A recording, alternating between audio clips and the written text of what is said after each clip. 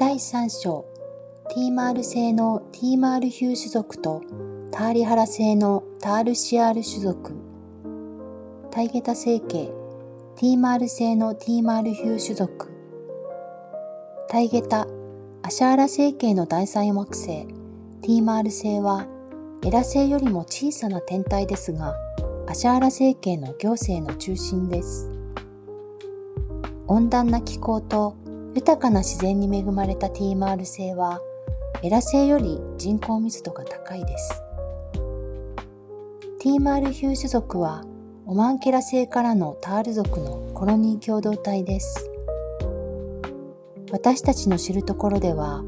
マン種族を支配していたタール王族は、全員オリオン地帯に逃亡し、歴史の表舞台からその姿を消しました。後述参照。それに代わってティーマール星では、王族の子孫の女性と軍事的英雄との結びつきによって新しい政府が誕生しました。タール種族はアヘル種族に近い親戚になりますが、いくつかの違いがあります。例えば彼らタール種族は雑食であり、食事として肉を摂取するため、これが彼らの周波数をより高い密度へと引き上げることを難しくしています。これにより彼らは爬虫類やグレー種族などの周波数の低い種族によって攻撃されやすいのです。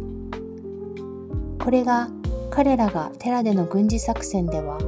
あくまで裏方としてのみ活動する理由です。また、タール種族の霊性はアヘル族のような感受性と官能性に基づくものではなく、禁欲主義的なストイックなあり方に基づいているので、それが彼らに冷淡な印象を与えています。ティーマール星人は銀河連合の一員です。彼らはテラに何度も訪れたことがありますが、長期的な植民地を建設することはありませんでした。彼らの宇宙船は円盤型で、アヘル族の宇宙船と非常に似ています。アシャーラ星系の全3種族であるノール族、アヘル族、そしてタール族は同じ技術と工学を共有しています。アルキオネ星系、ターリハラ星のタールシアール種族、ロールジャイハ、暗黒な姉妹中小ジャイハは、主星が極めて高速で回転する明るい青色の巨大な太陽、恒星である印象的な三重星系です。この恒星の高速回転により、周囲には恒星物質の円盤が形成されており、その光景は非常に美しいものです。この惑星を周回する2つの惑星のうちの1つにおいて、タイゲタ星系に定住していたタール種族から分離したグループが住んでいます。この分裂の起源は、どの種族がどの惑星に住むかの選択をめぐるいさかいでした。一部のタール種族の中には、ティーマール星がエラ星より小さな惑星でありながら、タール種族に割り当てられたことに納得せず、近隣のアルキオネ星系に移住して、自分たちだけの居住地を作りました。タイゲタ星系のコロニー共同体の人たちとの衝突が原因で、アルキオネ星系のタール種族は、当時、銀河を恐怖によって支配していたオリオン同盟やアルタイル同盟などの主要勢力グループの影響を受けやすくなり、彼らはその闇の勢力の主義主張に加わっていきました。プレアデス人と呼ばれているグループ全員があなた方を助けるためにここに来ているということにはなりません。あなた方はこの点について混同していることがよくあります。彼らは自らをタールシアール、タールの主な文明の人たちと名付け、恒星アルキョーネを周回している彼らの惑星をターリハラ、タール族の主惑星と呼んでいます。彼らはここから自分たちの小さな帝国を築こうとしましたが、オリオン帝国とシカール帝国の圧倒的な脅威に直面し、それはほぼ不可能なことでした。兄弟であるタイゲタ人に対する敵意から銀河連合には加わらず、代わりにアシュタール・アルタイル共同体やオリオンの邪悪なグループと同盟を結びました。彼らはテラのカバールの悪行にも関与しており、それはマン種族にとって痛ましい不名誉です。彼らはまた、アルキオネ星系の惑星の一つをレプテリアンに提供しました。参照、プレアデスではなく、オリオン地帯のミルザ星に逃亡したマン種族を支配していたタール王族についての注釈。ミルザ星系タールギアール種族、ライラ・コトザノマン星系オマンケラ出身のタール王族は、ギオラック・アン星系オリオン座のミルザ、大犬座ベータ星の第三世界マンドギアールに定住しました。ライラ戦争のこの暗い時代の記録には、タール政府の長がシカール侵略者と締結した取引について記載されています。この取引は、マン文明と民間人を救うための時間を稼ぐことを目的としており、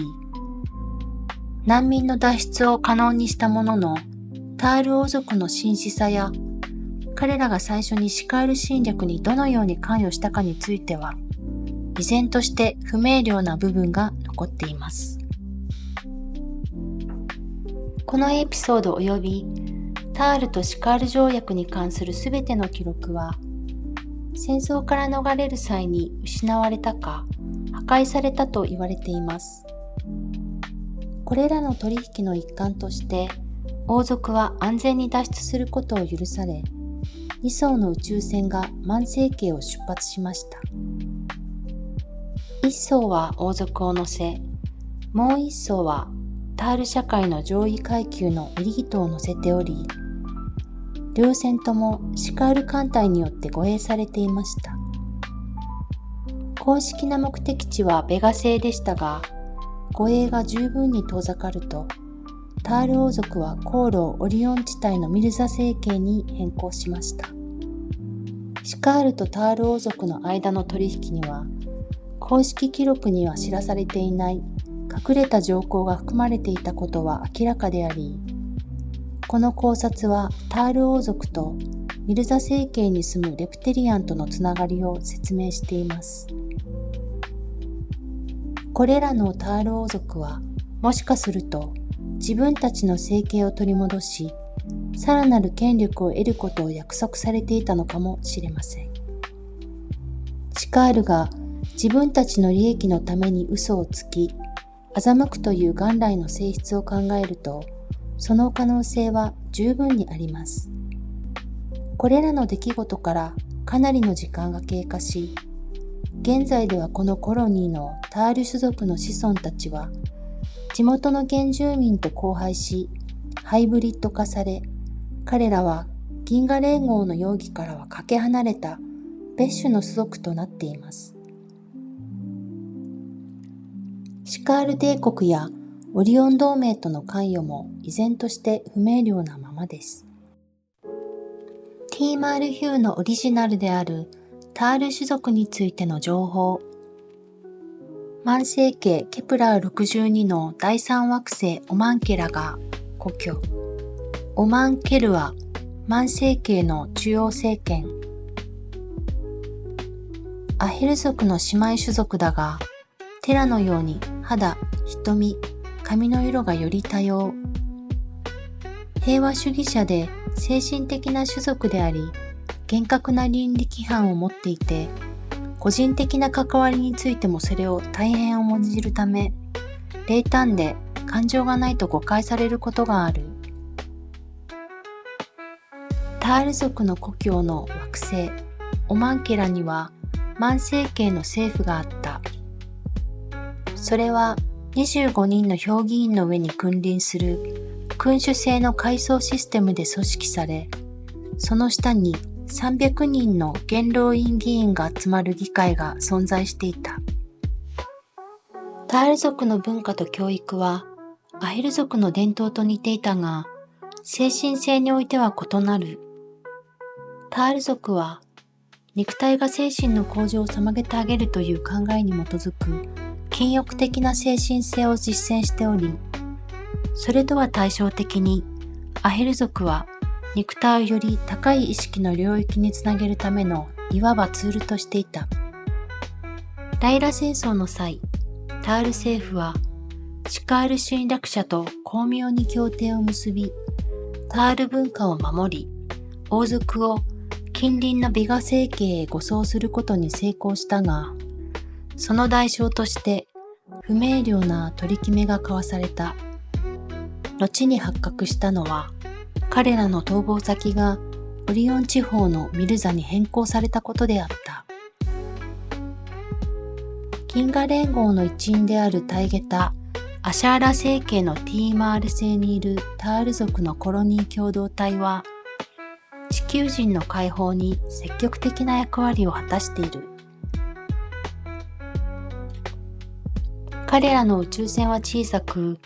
共同体によっていろいろな形をしている。コロニーの主なものとして、プレアデス星団タイゲタのテメル、ベガ、テラ地球、エルファクダールライラ、ウォルフ424、カダビシリウス A、アシュケルシリウス B、アラマン、クジラ座タウ星、ゼネー、アンドロメダ星系、ミルザ、大犬座ベータ星。第3章のタイゲタ星系とアルキオネ星系の2つに分離してしまったタール種族についてのお話は以上となります。マスター種族であり、コロニー共同体として一緒にプレアデス星系にやってきた家族ともいえる存在たちとの間で惑星の領有問題によって一部が闇に落ちるという形になってしまったタール種族。この地球上だけでなく、工事の世界においても光と闇は常に隣同士で存在していると言います。よく耳にするフレーズですが、意識を拡大して愛と調和にあるというあり方がどれほど大切なことなのかを改めて実感したタール種族のお話でした。ただ、闇に落ちたからといってそれで終わりではなく、いくらでも何度でも光へ這い上がるチャンスを与えられているというのも事実であり、実際に今現在2024年においてジャイハ政府ターリハラ星はシカール帝国との関係を一切断つという条件のもと、銀河連合のサポートを受け、ターリハラ星の住人タールシアール種族を繁栄に導いているそうです。また、銀河連合加盟に向けて現在は観察期間中でもあります。次の第4章は、このプレアデスについての最終章で、タイゲタ星系のアルコーラット星のアルコールヒュー種族と同じくタイゲタ星系で光のプレアデス人と呼ばれているダコーラット星のル・アコールヒュー種族についてご紹介していきます。最後までご視聴いただきありがとうございました。次回もぜひお楽しみください。